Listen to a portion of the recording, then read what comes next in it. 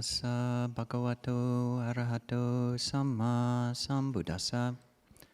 Namo tassa bhagavato arahato samma sambuddhassa. Namo tassa bhagavato arahato samma sambuddhassa. Buddhang dhammang sanghang namasami. Okay, so Ajahn, Nisabho, and I are both going to give a few reflections specifically on our experience of retreat over these last 3 months and just in general talking about retreat experience. And to start with, just maybe a show of hands. Who here has ever sat a retreat before? Either it's a one-day retreat, 3, 7, 10. All right, a lot, maybe even the majority of people. That's great. And who here joined even 5 minutes of our online Zoom sessions that went on throughout the last 3 months? All right, a lot of people as well. That's a kind of special feature of Clear Mountain. We have something which is, it's not the best name, but it's just called Zoom meditation, where we meditate on Zoom and nobody can talk. We just sit there and some people have their camera on and some people have their camera off, and people can join for however little or much of the time they want. And we slowly ratcheted up the time through the course of the last 3 months, starting out with, I think, 7 hours, and then reaching up till this past 2 weeks, we had 9 hours a day of Zoom meditation. And retreat is an interesting phenomenon. It's kind of a bizarre, almost paradox. For those of you who've been on retreat, even if it's just 3 days, you experience the full spectrum of humanity. You realize that you're a full spectrum human. Some people who've never been on retreat before, or even if you have, there still might be lodged in the mind this perception that, oh, whoever goes on retreat, they should just be getting deeper and deeper, or more and more stable, getting more and more happiness, basically, getting better and better at jhana. And I think it's most people's experience that it's not like that. There is sukha. You do, hopefully, you sit on a retreat and you are able to, if not directly, touch and sip and savor aspects and types and heights of sukha or happiness, well-being, even bodily pleasure, thrill, rapture, ecstasy that you didn't know existed, is outside of your daily limits for perception. Maybe before you did your first retreat, didn't even know a human could experience this type of thing. So hopefully people have experienced, intuited at least, that kind of well-being. But you sit, and those highs, they pass, and then they go into lows, and you experience that a human body and mind can experience levels of dukkha, types of unsatisfactoriness and pain, and that you just wouldn't have imagined, that you feel like a total wimp for even acknowledging that this is uncomfortable. It's such a weird thing. People look at you from the outside and you say, oh, it seems like the best thing in the world. I live a job where I have to, I work all the time, and you get all this time off and you just get to sit there by yourself. And then you realize that you're by yourself and you're alone and you're not used to all of that capacity. You're not used to what you feel like from the inside. So it's weird and it's strange. And perceptions and labels really can get turned on their head. Sometimes you experience sensations, feelings, which are, is this pleasant or is this unpleasant? You can't even tell. It's like weird middle ground. Or sometimes it's so unpleasant that it's actually pleasant, or vice versa. And things flip on their head. This morning, I remembered a meme that I saw. There's a website called Sutta Central, which it's basically a Buddhist discussion group, and there's a whole thread called Skillful Memes. Skillful memes. And that's a play on the word of skillful means, which is upaya. So these skillful memes. And this meme that came to mind is the first scene, two scenes. The first scene is this picture of this young boy, maybe just 8 or 9 years old. And you see it's a close-up, and he's got like a jackboot on the side of his head. And his face is just squished, just the tragedy of that. And the title is Before Retreat. In the next scene, you zoom out a little bit, and it's actually his own hand inside of the boot, crushing his own head. And that's the perspective after retreat. And hopefully you don't have to wait till after the retreat to realize how much of your own suffering and discomfiture just is self-created. It's a great formula that suffering equals pain times resistance. And when you're able to let go of that resistance, sometimes it can shift so dramatically. You're in the throes of some harrowing aspect of body and mind. And then the next moment, as you try to expand how big actually is the mind, it can be just the next moment where, wow, okay, no resistance, no problem. A lot of our teachers will talk about the perspective shift that comes about in meditation. Ajahn Amaro just spent a year on retreat and came back and gave his first Dhamma talk after a year. No SIM card, no internet, living in a very simple hut, no electricity. He talks about sitting on the porch, looks down the valley, sees this house way down the valley, and says, wow, that's really far away. And he just looks a little bit up, just a glance, looks up, and sees Sirius, the brightest star in the sky. And says, actually, that's a long way away. That's a long way away. That's 8.6 light years away. Actually, that light I'm seeing actually happened 8.6 years ago, and I'm just seeing it now. And then he looks a little bit of a distance, and he sees the Andromeda galaxy, 2.5 million light years away.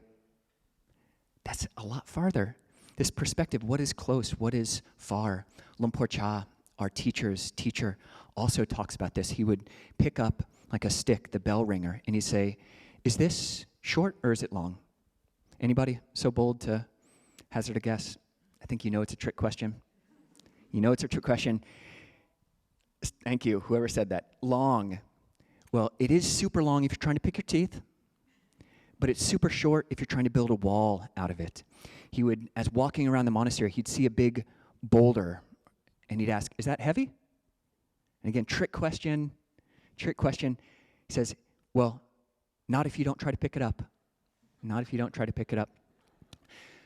So heavy or light, deep or shallow, short, long.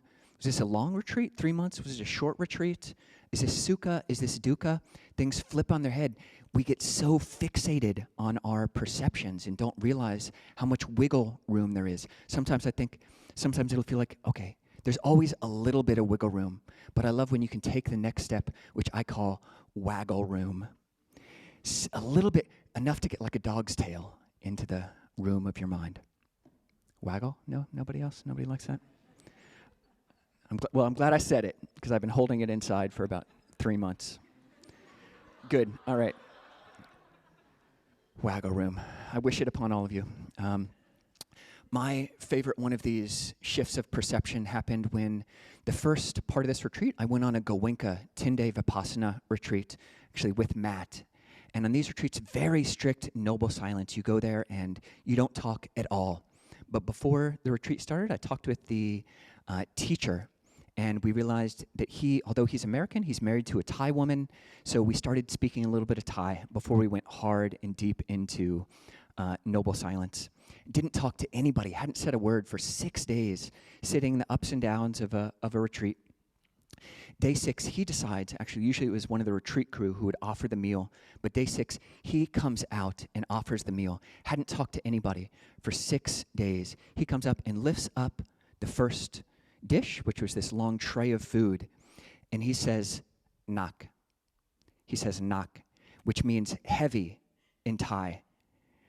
And I'm like, huh? I'm trying to figure out what language is he speaking. I hadn't used my ears for 6 days. I'm like, what language? And so I say, huh? And he says, knock. And then I'm like, is this a Zen trick? And I'm thinking, okay, knock, knock. And so I say, who's there? And I think he wasn't used to talking either, because we just pretended like the whole thing didn't happen. But yeah, heavy. Are things heavy or are they light? And hopefully, you don't have to be a Buddhist, you don't have to be a meditator even to realize how quickly a perception can shift. But if you do learn how to be a meditator, if you learn how to meditate, to sit with yourself, you can prone yourself, you can make yourself more prone to these kind of almost graceful droppings into perspective, to spaciousness. Another sutta, I've kind of been surrounded through this retreat by one of the Buddha's disciples named Upali, who was the Buddha's barber, actually. And two suttas where he asked the Buddha for permission to go off and meditate alone. And the Buddha, in the first instance, does not give permission. This is Anguttara Nikaya 10.99, and says, "It is hard to live alone. For someone who doesn't have samadhi, isn't skilled in letting the mind collect. It is difficult to just sit with yourself. It is if the mind is stolen away." And he gives this simile. So imagine there's a bull elephant, several meters tall, and you've got a very large, supposedly deep pool.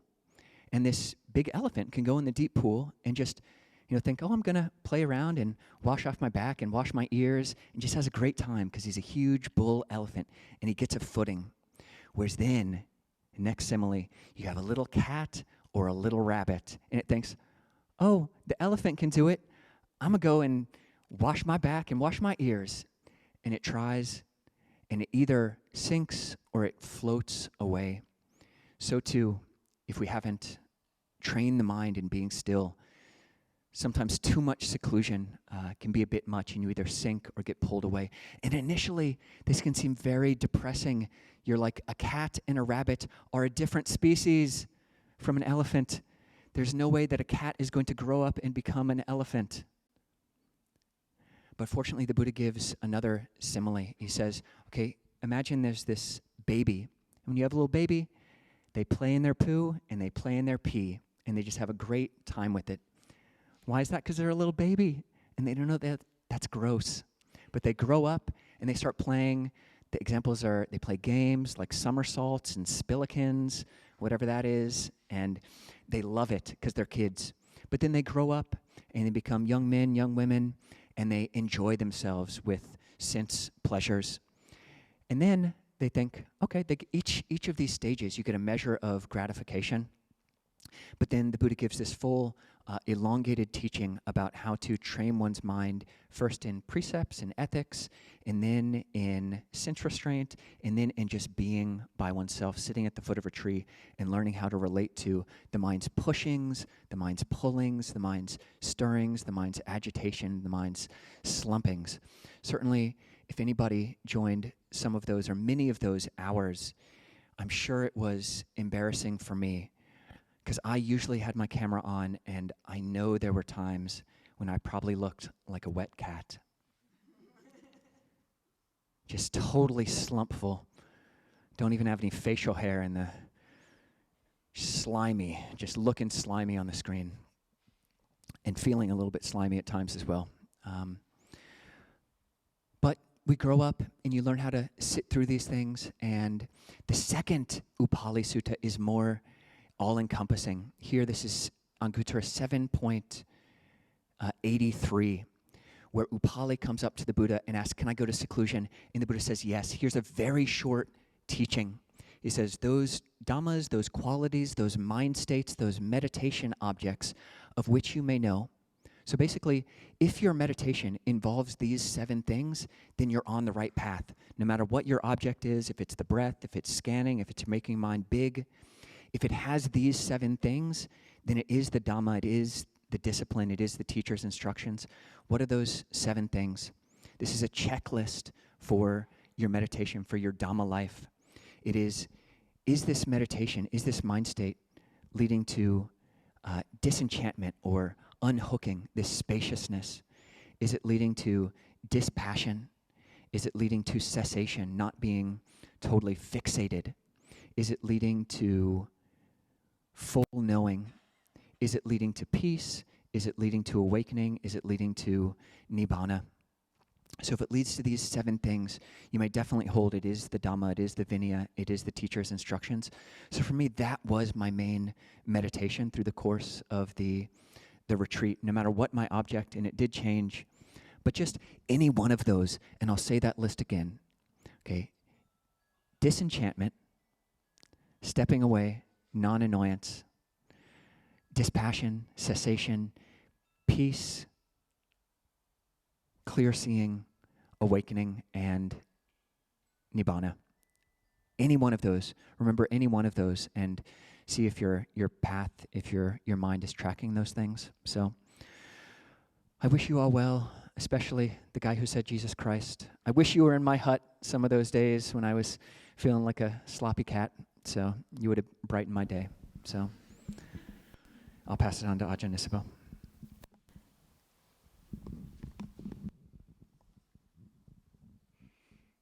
That cell phone chime was perfectly timed.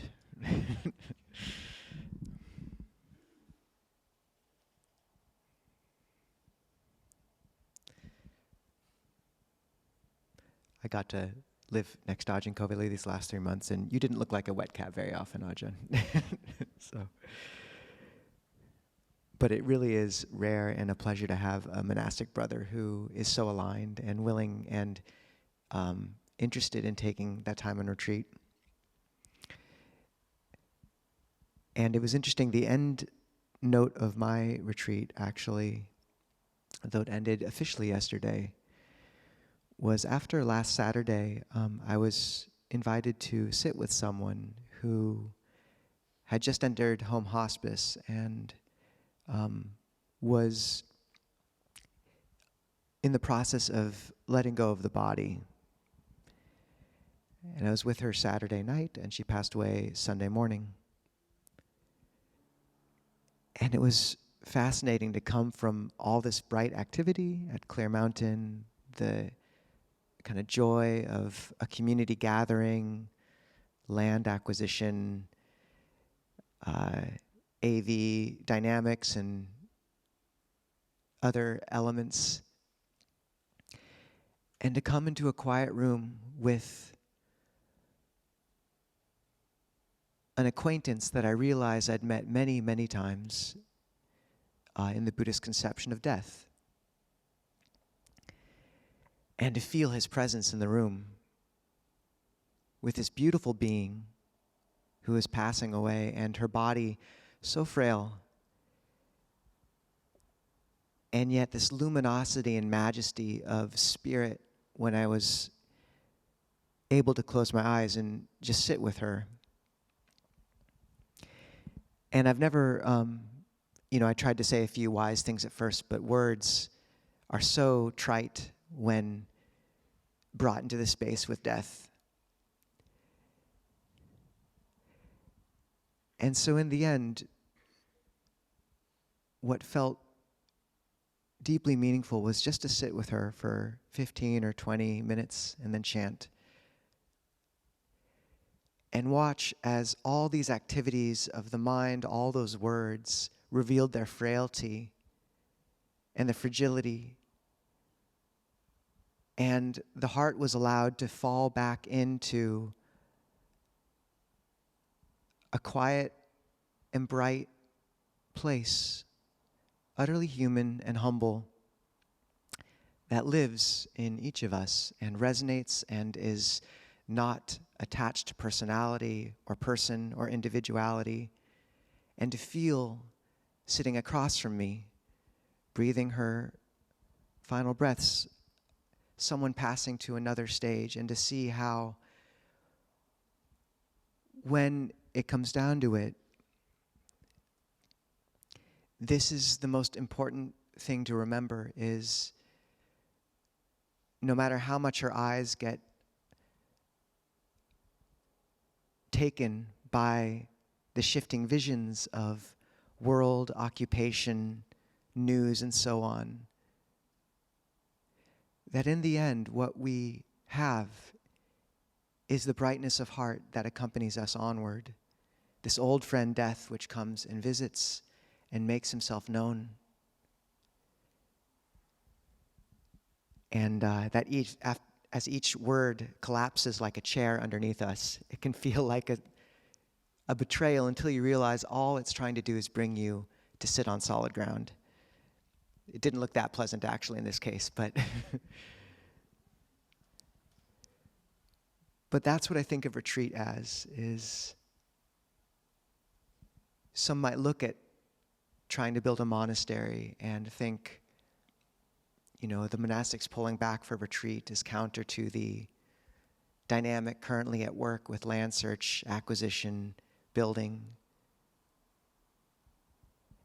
And yet it was, in my mind, deeply appropriate that during this period of moving towards finally acquiring a home for Clear Mountain and all the activity and growth, that at that exact moment, Ajahn Kovilo and I got to pull in and hold to the quiet center and remember that and understand the potency of that and home, the quiet, still axis around which the world turns and each of us turns. And some of you might know the quote or the vision that Ajahn Amaro had. I've mentioned it before, where Master Hua, a famous Mahayana teacher, came in his vision and said, "Bright, loud, and mobile is the false. Subtle and indistinct is the true." Bright, loud, and mobile is the false. Subtle and indistinct is the true.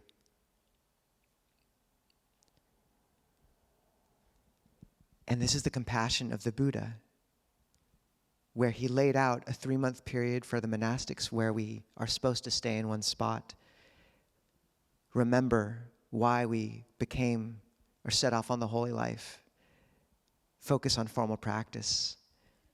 And this is something Ajahn Kovilo and I try to do every year. We actually try for 4 months if possible. And it's something so important for each of us as practitioners to remember that there is good to be done in the world. There are things to attend to. And yet to come back to that quiet human heart and the practice which allows it to brighten and sustain and stabilize into wisdom, luminosity, loving kindness. This is our duty. And everything ripples from there.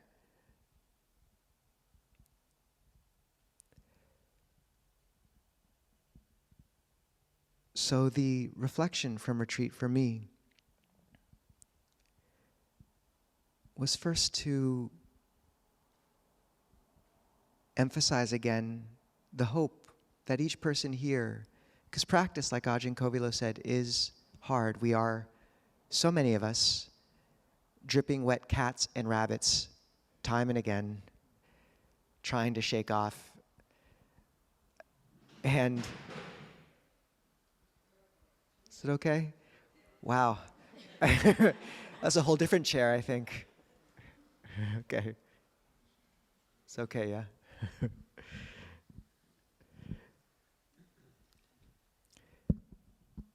Three is a Buddhist number, so just looking at, so's 108, but 2, 3, 4.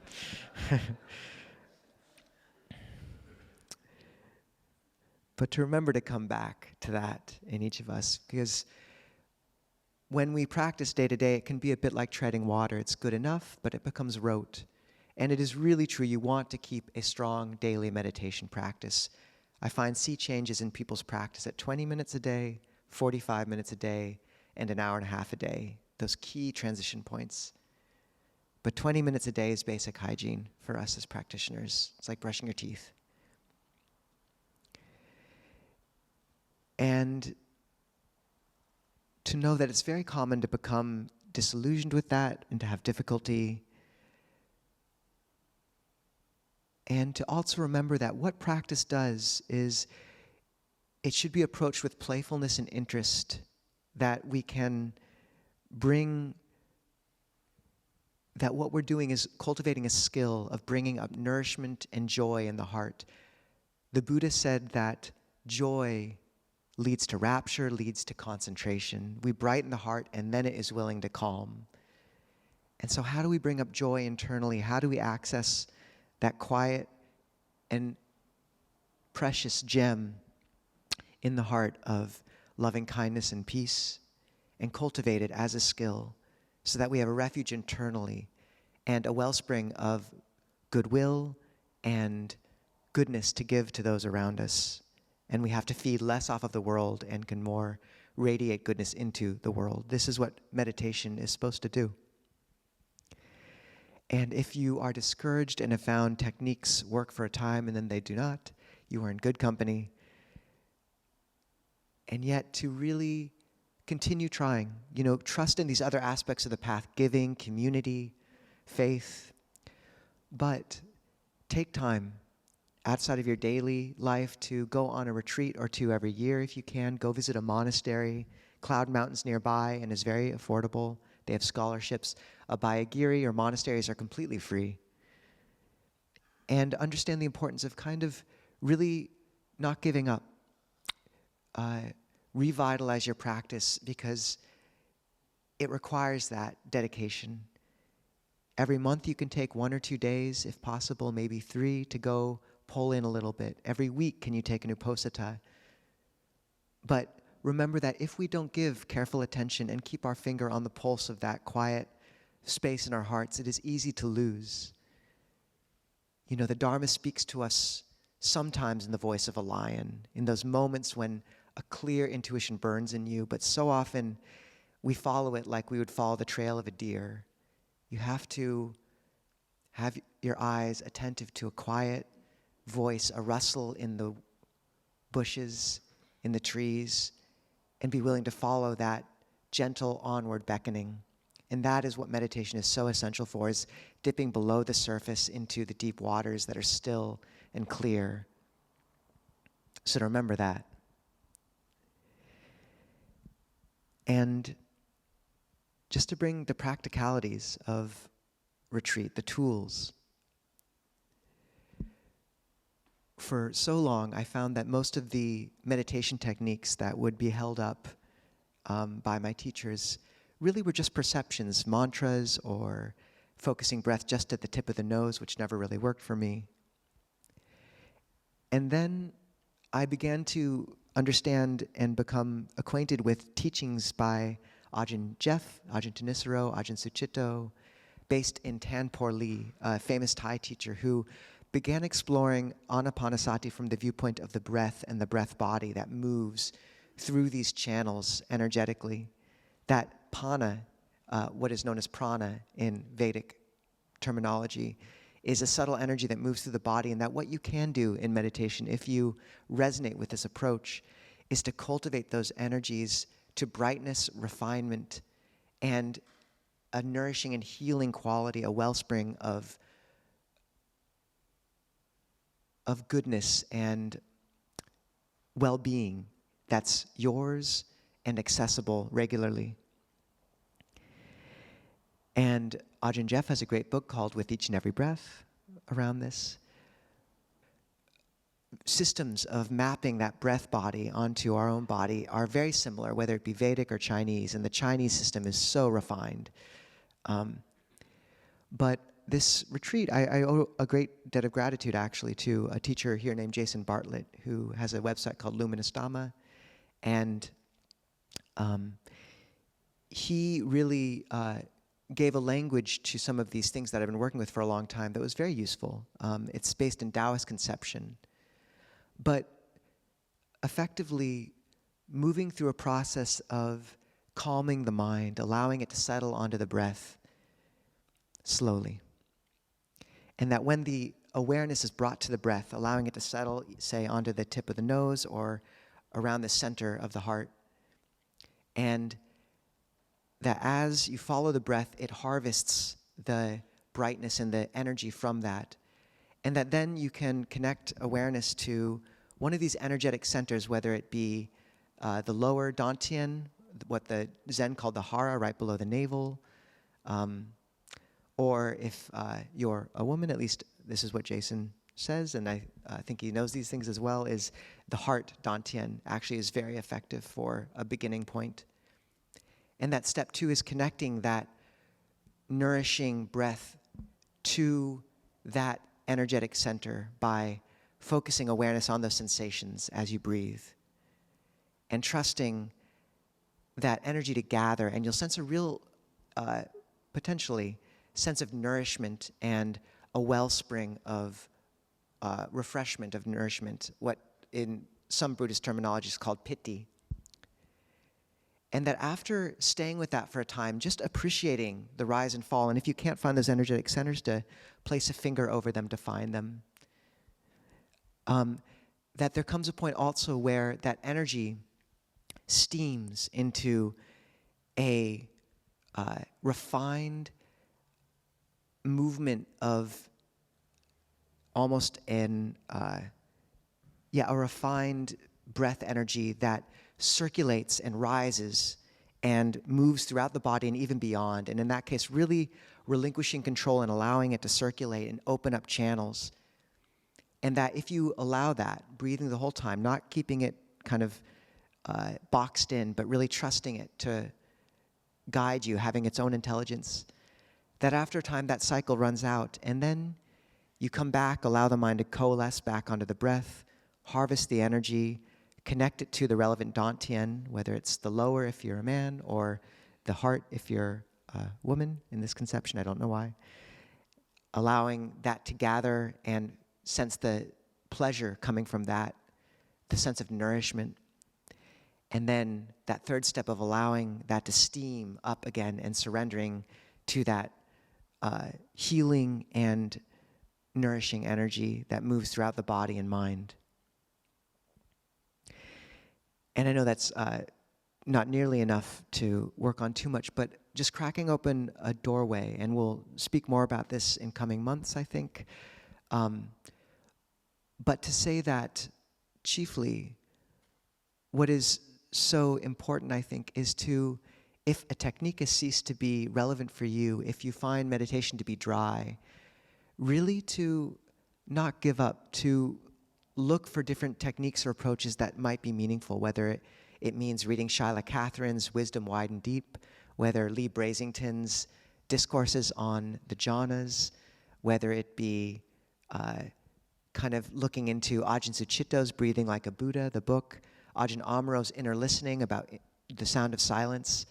Take time out of your lives and years as practitioners to find your way back to practice and to remember this kind of foundational pillar that most of our lives revolve around, and which, or at least can, even unintentionally, guide our lives, the quality and flavor and note of the heart, and that this is the beauty of retreat.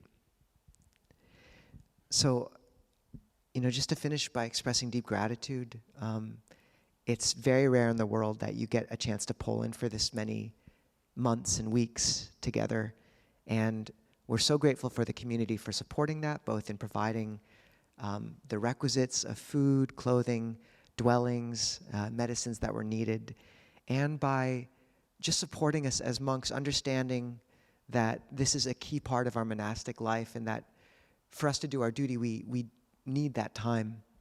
And for that understanding, we are grateful. And Ajahn Kovilo perceives structures as trellises. I perceive them as cages often. So I don't join the Zoom meditations. I like meditating alone in my kuti. But he kindly uses the royal we with, or the group we when he talks about the Zoom meditations. But I'm so grateful that they're happening and people are able to tune in that way. And yeah, as things move into a brighter and more dynamic phase with land acquisition and more, it feels right that we began with our feet on this solid ground, remembering humility, remembering the shared basis of practice, and remembering our teacher, the Buddha, and what he gave us as well on this holy life. So, sadhu, everyone, much gratitude. หันธรรมยังธรรมคาถาสาธุการังธดามเส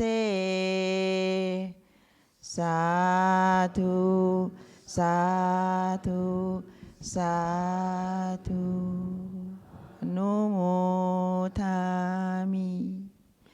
So since Ajahns is to finish the retreat, it's good time to do the ask for forgiveness as well as last year, that new year that we're going to do this. I would like to invite Juanita, I don't think quite yet. Q&A first. Is that correct, Ajahn, or what are we going to do? I thought that we don't have to give in yet. Okay. ได้ค่ะ No, we'll do that in a second, though. Thank you, Juanita. So we do have about 10 minutes. We will finish a little early so we can do that. But we have about 10 minutes for Q&A or any questions people have. And maybe next week we are planning to do a bit of a land FAQ and Q&A. So if people have questions about land, feel free to save them for next week and we'll be able to address them in full. If you're online, you can raise your electronic hand as well.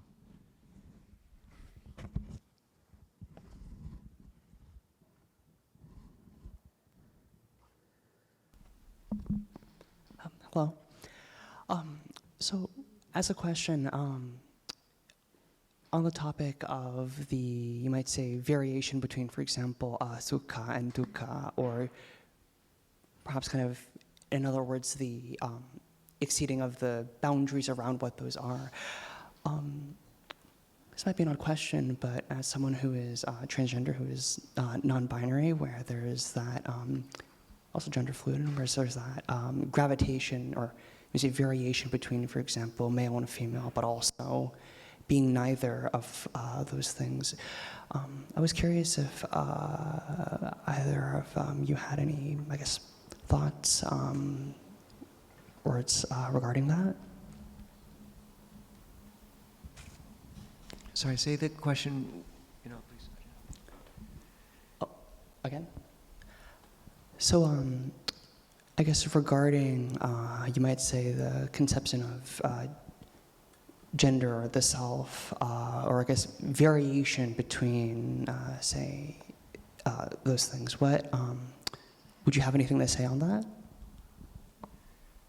Yeah, it is interesting. In many different places from the Buddha's first sermon, he talks about there are these two extremes, and that one who, a practitioner, stays to the middle, a middle course. And specifically in that sutta, he's talking about the extreme of asceticism, just someone who is trying to prove that they're the best spiritual practitioner ever, and then just total sensual indulgence, and that the path is a middle way.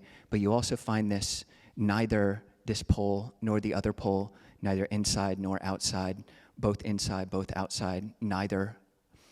You find that either 2 points dissolved, or even the whole question just turned on its head in many ways. And it's rather amazing how in many ways the Buddha was, you can read his suttas and you can read his discourses, and it seems so utterly modern. You read them and you're like, how could this be on the same, spoken at the same time as these other, things written at the same time, which just seems so antiquated or out of something modern.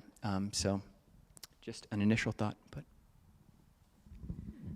First, welcome, and I hope you feel really comfortable in this space. It's really one of the beauties of seeing how Buddhism echoes into other cultures is seeing the kind of breadth of heart and a certain progressive quality in these cultures. I find Thailand, for example, very, very open to a gender fluidity that I think is only recently being allowed into the West somewhat. And I would just say there's a balance in Buddhist thought around, on one hand, the Buddha says, by giving too much attention to the sign, by giving too much attention to the sign of the masculine externally, one strengthens the perception of the feminine internally, or vice versa. So there's an interesting thing where, on one level, there is the teaching of not self and of letting go of all labels. And on another level, that has been used unskillfully. And I think one of the really important parts of the practice is first understanding and coming to terms and really valuing our own kind of particular conditionality and shape and identity in a provisional sense, and that can be honored and held lightly while also not becoming too fixated on it. And I think like any deep spiritual tradition, there's a paradox there that needs to be held with wisdom. But I think it can be done, and I think kind of meditation's a really beautiful way to do that. And also I think finding that deeper storyline of spiritual practice that allows us to let go of all the surface elements of personality, even quite deep ones, and trauma and everything. And like we step into that when we navigate the world, but then I think as we become resonant more and more and embedded in kind of a deeper sense of our own purpose as being seeking enlightenment, that there is also a robust ground to step onto when we're faced with those most stark realities of birth, sickness, aging, death, and that ultimate vision at the end. Did that land okay? Yeah, no, thank you.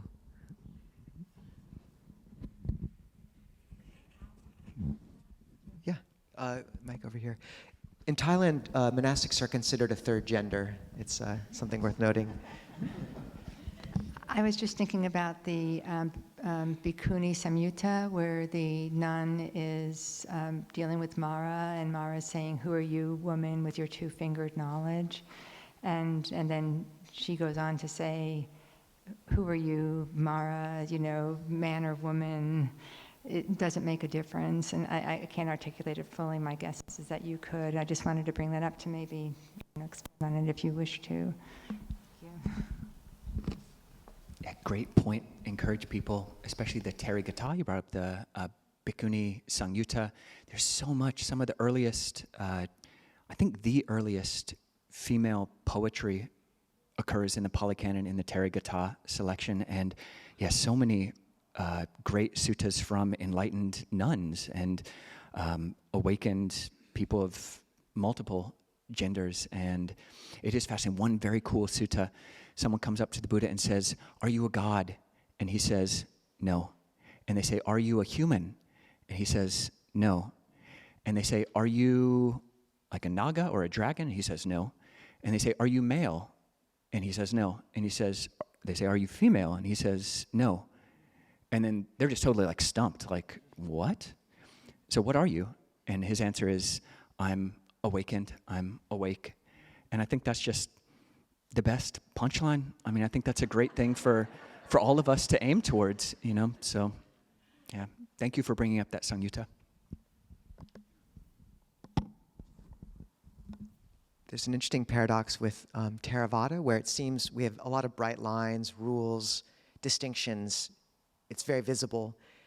And yet, because the identity is held by that ritual and lineage, there's a huge amount of spaciousness in this space. I hope people feel that. And it's a strange, you wouldn't expect that to be the case, but some more secular traditions that have no focal point of identity beyond, say, a technique are very rigid about the technique. If you aren't practicing this technique, you can't come to a retreat. Whereas in Theravada, because we're held by the robes and the ritual and all these things, there's a huge amount of spaciousness within this form. And I like that trade-off. I think it's good. So yeah, it can seem a bit intimidating and stark on the surface, and then you step into these circles and you realize there's a huge amount of kind of playfulness and flexibility, actually.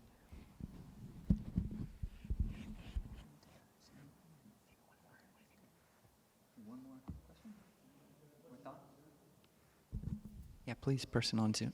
From James on Zoom. Hello. Hey. I finished my Upasata last week. Actually, no, yesterday. And it was actually a lot better because I took Ajahn Sukha advice and didn't go too hard on myself this time about keeping the 8 precepts. But while I was on my walk, I was walking in the reservoir, I guess, near my house, and something came to me about tanha. that it was so difficult to like give up like entertainment, for example. Like we spent so much time on these TVs and internet, and I was like, is it an escape? No, you're totally on the right track. I mean, that's tanha, that's the second noble truth, and the job towards that is to abandon it. And your intuition is very right. I mean, I think even that term, retreat, I'm going on retreat, whereas actually what you're doing when you go on retreat is just trying to stop or actually to advance, whereas what most of us are doing most of the time, that's retreat, that's the escapism. All the Netflix, all the Facebook, all the every way that you're trying to escape, and you just stop. So what James was doing right there is doing the uposatha. So once a week, maybe just try not to eat afternoon, just for one day. And it's hard. You just don't have your outlet. You can't go to the fridge. You can't go on your Netflix, give up entertainment. All the usual means for retreating from having a human body are cut off to you, and you're finally just put face to face. You're up against the wall of your own dukkha, which is the first noble truth, which when you realize that, like it sounds like you were able to, right down there, down by the river, you're able to actually see your dukkha, and that's the path, actually. So you're definitely on the right track, and you have to, the only way out is through, actually. So yeah, you're on retreat. Yesterday, those uposatthas, that's a mini retreat in the most wholesome sense, retreating towards rather than retreating from.